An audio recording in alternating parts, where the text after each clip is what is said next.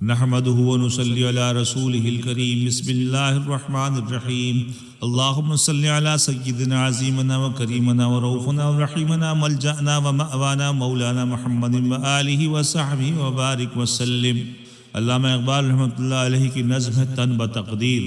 اس نظم میں بڑا اہم مسئلہ ڈسکس کیا گیا ہے، ڈسکس کیا جائے گا۔ حضور علیہ الصلوۃ والسلام کی حدیث مبارکہ ہے لا رہبانیت فی الاسلام، کہ اسلام میں رہبانیت نہیں ہے، اور ہمارے بابوں پر یہ الزام لگایا جاتا ہے کہ وہ اسلام کے راہب ہیں۔ تصوف، صوفی اور بابے رہبانیت کی تعلیم دیتے ہیں، اور حضور نے فرمایا لا رہبانیت فی الاسلام۔ تو یہ موضوع یہ 3 اشعار کی مختصر نظم ہے، لیکن گفتگو 15-20 منٹ تک جائے گی۔ اگر اتنا وقت آپ ضرور نکالیے، اسے ذرا غور سے دھیان سے سنیے گا۔ آج یہ مسئلہ انشاءاللہ کلیئر ہو جائے گا، کیا ہمارے بابے اسلام کے راہب ہیں یا اسلام کے مجاہد ہیں یا قرآن کی عین تعلیم کے حقیقی مفسر بعمل ہیں۔ تو شروع کرتے ہیں۔ علامہ اقبال کی نظم تن بتقدیر۔ ایک مسلمانوں کا عمومی رویہ ہے کہ ہر معاملے میں تن بتقدیر آج کل ہو گیا ہے۔ جناب جو ہے بس لکھا ہے، جناب یہ ظلم ہو رہا ہے وہ تقدیر میں لکھا ہے، اب حالات ایسے ہیں جی تقدیر میں لکھا ہے ہر چیز۔ تو مسلمان کا عمومی رویہ تن بتقدیر۔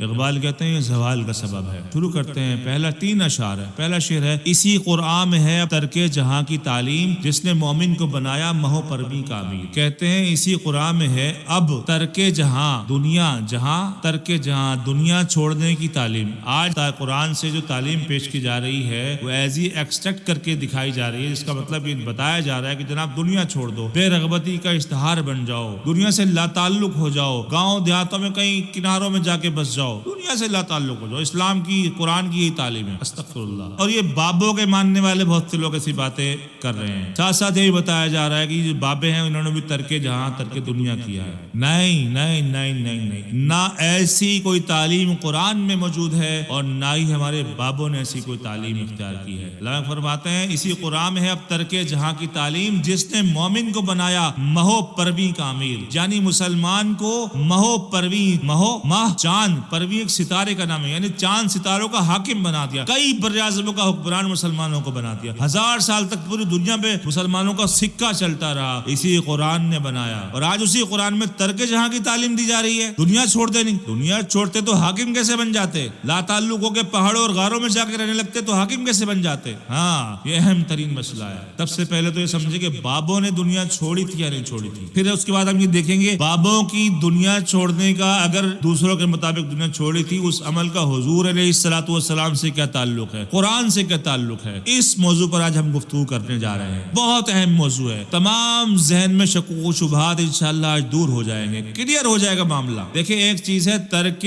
دنیا، ترک جہاں۔ اقبال نے جو ترک جہاں یعنی ترک دنیا چھوڑ دینا، اسلام میں اس کی کوئی اجازت نہیں ہے۔ اور ایک ہے ترک لذت۔ یہ جو ترک لذت ہے نا، یہ اسلام کا تاج ہے، اسلام کا حسن ہے، اسلام کی پاور ہے۔ تو کسی بابے نے ترک دنیا نہیں کی بھائی۔ حضرت خواجہ معین الدین چشتی اجمیری رحمۃ اللہ علیہ چشت سے تشریف لائے ہیں ایودھیا میں، اور وہاں جنگل میں گم ہو گئے، روپوش ہو گئے، کسی غار میں بیٹھ کے اللہ اللہ کرنے لگ گئے؟ نہیں، بلکہ اتنا طویل سفر، مجاہدانہ سفر، وامر بالمعروف و نہی عن المنکر کے حکم کے تحت سفر کر کے آئے، جنگل میں بیٹھے، چھوٹی بستی میں بیٹھے اور اللہ کا نام بلند کرنا شروع کیا، صنم قدوں کو لرزہ باندام کر دیا اور اس ویرانے کو دنیا کے بہترین شہر میں بدل دیا۔ شادی بھی کی، لنگر کھانے بھی بنائے، مریدوں کا ہجوم بھی کیا، بادشاہ بھی در پر آئے۔ دنیا کے معاملات میں مسلسل نہ سماجیات سے لا تعلق ہوئے، نہ معاشرت سے لا تعلق ہوئے، نہ معیشت سے لا تعلق ہوئے۔ آپ دیکھیں کسی بابے کو، حضرت خواجہ نظام الدین اولیاء، حضرت بابا فرید گنج شکر، ہاں آج کی دنیا میں میرے پیرا مرشد قبلہ تسلیم رضا دامت برکاتہم العالیہ، میرے پیرا مرشد ہے قبلہ تسلیم رضا دامت برکاتہم العالیہ، صوفی ہیں، بابا ہیں، بابے ہیں، کاروبار کرتے ہیں، بزنس کرتے ہیں، اور اپنا وقت راہ خدا میں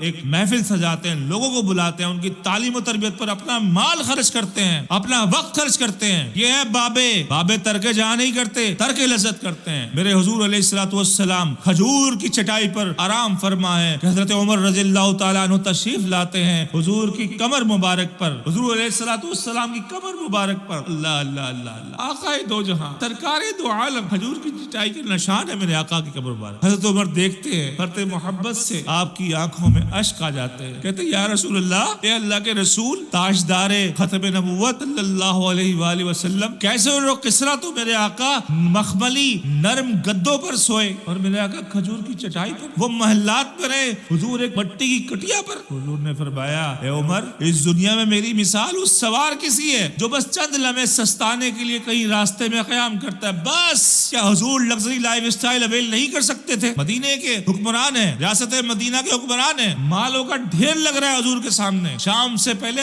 تقسیم کر کے جا رہے ہیں، اپنے پاس کچھ نہیں رکھ رہے۔ تو بھائی یہ ترک جہاں نہیں، ترک دنیا نہیں ہے، یہ رہبانیت نہیں ہے۔ رہبانیت یہ ہے دنیا کو چھوڑ کر، جیسے عیسائی کرتے ہیں، جنگلوں میں چلے جاتے تھے راہب، درختوں کی کھو میں، غاروں میں ہر وقت عبادت کرنا، پہاڑوں کی چوٹیوں پر 500 سال انہوں نے عبادت کی ہے۔ اور اسلام حضور کی احادیث مبارکہ کئی راہبوں کے بارے میں کہ اللہ انہیں جہنم میں ڈال دے گا کہ تم دنیا سے تو کون سا بابا ایسا جو دنیا سے تعلق رہا ہوگا؟ وہ تو تبلیغ دین میں مصروف رہے ہیں۔ ترک لذت، ترک لذت، پھر کہہ رہا ہوں ترک لذت۔ یہ رمضان میں 30 دن اللہ تم سے روزے کیوں رکھواتا ہے؟ کیوں کہتا ہے کھانا پینا چھوڑ دو، نگاہوں کو پاک کر لو، سماعتوں کو پاک کر لو، رکوع و سجود میں پڑ جاؤ۔ ترک لذت کی تعلیم کہ کھانے پر مت مرو، دنیا کو سب کچھ مت سمجھو، دنیا آخرت کی کھیتی ہے، اس سے بچو، یہ ہے اسلام۔ ترک لذت تو کسی بابے نے ترک دنیا نہیں کی، ترک لذت اپنی ذات کے لیے دنیا نہیں اپنائی، لیکن دنیا والوں سے لا تعلق نہیں رہے، نہ رہ سکتا ہے کوئی۔ اسلام کا ماننے والا ترک دنیا نہیں کر سکتا، جو ترک دنیا کر رہا ہے وہ اسلام کا ماننے کوئی صوفی نہیں کرتا۔ میرے سامنے سب سے بڑی مثال میرے پیر و مرشد قبلہ تسلیم رضا دامت برکاتہم العالیہ کی ہے۔ انڈسٹری چلاتے ہیں لیکن زیادہ تر وقت راہ خدا میں صرف کرتے ہیں، اپنا مال صرف کرتے ہیں، اپنا وقت صرف کرتے ہیں، تعلیم دیتے ہیں، لوگوں کی اصلاح میں لگے رہتے ہیں، رزق حلال کماتے ہیں اور خرچ کرتے ہیں مخلوق پر۔ بابا ہے، صوفی ہے، سامنے آج موجود ہے، کون سا ترک جہاں؟ کسی بابے نے ترک جہاں نہیں کیا آج تک، الزام ہے یہ۔ اور تصوف رہبانیت کا کوئی جوڑ نہیں ہے۔ ایک صوفی ایسا دکھا دو جس نے دنیا سے تعلق توڑ دیا ہو، اپنی ذات کا تعلق دنیا سے منقطع کیا ہے، اپنی ذات پر لذتیں اتنی رکھی ہیں جتنی بس کھانے کے لیے ضرورت ہے، دنیا میں دل نہیں لگایا۔ لیکن معاشرت، ہر بادشاہ کے پیچھے، ہر سپہ سالار کے پیچھے ایک بابا ملے گا آپ کو جو اسے موٹیویٹ کر رہا ہے، جو اسے بتا رہا ہے مظلوموں کے حق میں کھڑا ہو، ظالم کو ظلم سے روک۔ تو اسی قرآن میں ہے اب ترک جہاں کی تعلیم، جس نے مومن کو بنایا موہ پروی کا امیر۔ تو بھائی ایسی کوئی تعلیم دے رہا ہے کہ دنیا ترک کر دو، دنیا چھوڑ دو، دنیا سے لا تعلق ہو جاؤ، اس کا اسلام سے، دین سے، کسی بابے سے کوئی تعلق نہیں ہے۔ وہ راہب ہو سکتا ہے، وہ مسلمان نہیں ہو سکتا، وہ صوفی اور بابا نہیں ہو سکتا۔ اور جو بابے ہیں، کسی بابے نے ترک جہاں نہیں کیا، بابے ترک جہاں کی تعلیم نہیں دیتے، ترک دنیا کی تعلیم نہیں دیتے، رہبانیت کی تعلیم نہیں دیتے۔ بابے کہتے ہیں کہ دنیا میں رہو، لوگوں کو اللہ کی طرف بلاؤ، اللہ رسول کی طرف بلاؤ، وہ امر بالمعروف کرو، نہیں منکر کرو، دین کا پیغام پہنچاؤ، یہ بابے کہتے ہیں۔ اور اپنی ذات کو دنیا میں اتنا مستغرق نہ کر لو کہ اس دنیا سے جانے کا دل نہ چاہے۔ یہ مجاہد پیدا کیسے ہوتا ہے؟ دنیا سے محبت کرنے والا مجاہد بن سکتا ہے؟ نہیں۔ کتنے بابوں کا احوال سناؤں جو راہ جہاد میں شہید ہوئے۔ ہلاکو خان کے سامنے مولانا جلال الدین رومی کھڑے ہو گئے، اٹھا کے پڑھو کتابیں، باقاعدہ لشکر کے سامنے کھڑے ہو گئے۔ یہ بابے، حضرت جلال الدین عطار رحمت اللہ علیہ شہید ہوئے، باقاعدہ لڑتے ہوئے شہید ہوئے۔ تو بابے ترک جہاں کی تعلیم نہیں دیتے، ترک لذت، ترک لذت، اسلام ترک لذت کو پروموٹ کرتا ہے، ترک لذت کی تعلیم دیتا ہے۔ لذت اپنانے کو اسلام کبھی پروموٹ نہیں کرتا۔ اسلام نہیں کہتا کہ لذت اپنا لو، دنیا کو اپنا لو۔ آگے چلتے ہیں۔ تن بتقدیر ہے آج ان کے عمل کا انداز، کی نہاج ان کے ارادوں میں خدا کی تقدیر۔ آج ہر معاملے میں جی جو اللہ نے، بس مجھے اللہ بہتر، اللہ نے کیا تو جی اسی ہم کیا کر، اور اسی کی کر سکتے بھائی جان، اسی کی کر سکتے ہیں، ہم کیا کر سکتے ہیں بھائی؟ اللہ نے لکھ دیا ایسا، ہونا وہی تھا جو ہوا ہے۔ تو آج یہ عمل مسلمانوں میں موجود ہے۔ کی نہاج ان کے ارادوں میں خدا کی تقدیر۔ کل تک ان کے ارادوں میں تقدیر الہی چھپی ہوئی تھی۔ تقدیر الہی قرآن مجید ہے، احکام قرآن تقدیر الہی ہیں، ان پر عمل کرو تقدیر تابع ہو جائے گی۔ اقبال نے کہا نا، خود ہی کو کر بلند اتنا کہ ہر تقدیر سے پہلے خدا بندے سے خود پوچھے بتا تیری رضا کیا ہے۔ اپنے آپ کو اتنا بلند کرو، خود ہی خدا کی صفت ہے، خدا موصوف ہے اس صفت کا، خدا کے اتنے قریب چلے جاؤ۔ قرآن قرآن کے اتنے تابع ہو جاؤ کہ اللہ تم سے پوچھے میرے بندے بتا تو چاہتا کیا ہے. خاص حضرت ابو بکر صدیق رضی اللہ تعالیٰ عنہ سے منسوب ایک واقعہ بھی ہے اس شعر کے پیچھے. بہرحال وہ میں بیان کر چکا ہوں ایک دوسری ویڈیو میں. آخری شعر تھا جو ناخوب بتدریج وہی خوب ہوا کہ غلامی میں بدل جاتا ہے قوموں کا ضمیر. کل تک ناخوب جو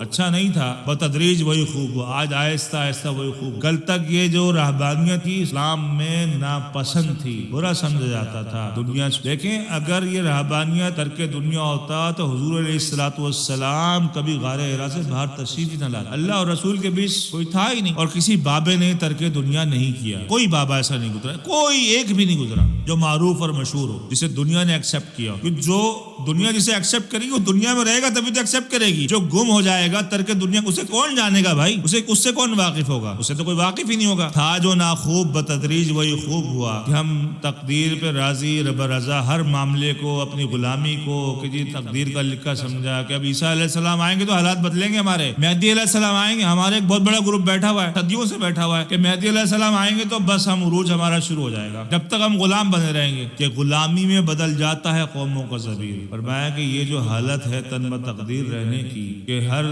بات کو تقدیر کا لکھا سمجھنے کی جو عادت پیدا ہو گئی ہے, یہ غلامی میں پیدا ہو. ہم جو غلام ہوئے ہیں انگریزوں کے اتنے عرصہ, اس غلامی کی یہ خو ہے, اس کی وجہ سے عادت پیدا ہو گئی. بنی اسرائیل تھے نا, وہ عرصے سے غلام تھے مصریوں کے. جب موسیٰ علیہ السلام نے ان کو جگایا تو کہنے لگے موسیٰ نو نو نو نو بھائی, اگر اللہ چاہتا تو ہمیں ویسے ہی وہ نکال دیتا. پڑھیں لکھا ہے روایتوں میں, انہوں نے کہا اگر اللہ چاہتا تو وہ ہمیں یہاں تھوڑی رکھتا, ہم اللہ کی مرضی سے تو یہاں رہ رہے ہیں مصر میں, آپ کہاں سے ہمیں. میں وہ ڈرتے تھے, بہانہ ڈھونڈا انہوں نے کہ ہم ان سے لڑیں گے تو ہمارے لیے بڑے مسائل پیدا ہو جائیں گے. انہوں نے کہا موسیٰ نہیں یہ تو بڑی قوم ہے, فرعون اور مصری, اور یہ تو دیکھو ان کے اسلحے, ان کی فوج, ان کی تعداد, کی حکومت, نہیں ہم نہیں. کوئی غلام قوموں کا ضمیر بدل جاتا. آج بھی جو حالات نظر آ رہے ہیں اس وقت ملک کے, تو ہمارا ضمیر ختم ہو چکا ہے, ہم بے ضمیر قوم ہو چکے ہیں. ہمارے اندر سب سے بڑی بات ہے بابے نہیں رہے. بابے پیدا کرو اس قوم میں, یہ ملا پیدا کرنا بند کرو یار, بابے پیدا کرو جو اپنا مال سب کچھ لوگوں پر لٹائیں, اللہ کا نام لوگوں کے دلوں میں بسائیں, توحید کا نغمے دلوں میں بسائیں, رسالت کی محبت دلوں میں بسائیں, عشق مصطفیٰ کا پیکر لوگوں کو بنائیں, آپس میں شیر و شکر لوگوں کو بنائیں. ایسے بابے پیدا کرو. یہ بابے تھے جو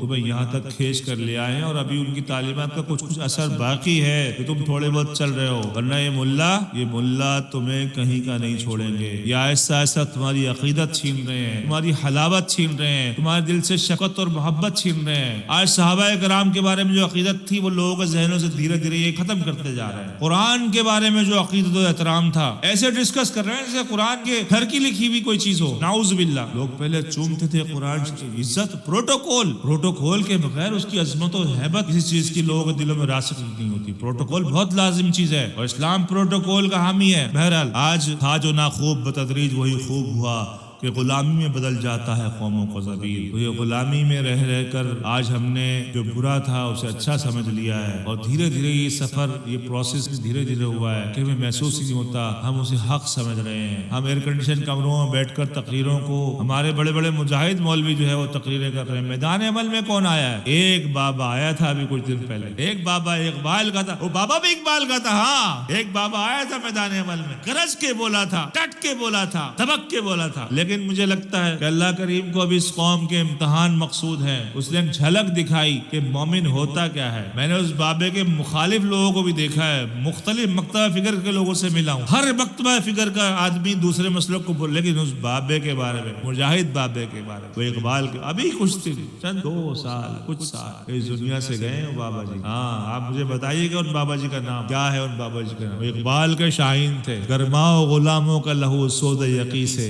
کنجش کے فرمایا کو شاہی سے لڑا دو. انہوں نے شاہی سے لڑا دیا تھا کنجش کے فرمایا کو, ایسا غلاموں کا لہو گرمایا کہ دنیا ہلا دی. بہرحال وآخر الدعوانا ان الحمد للہ رب العالمین.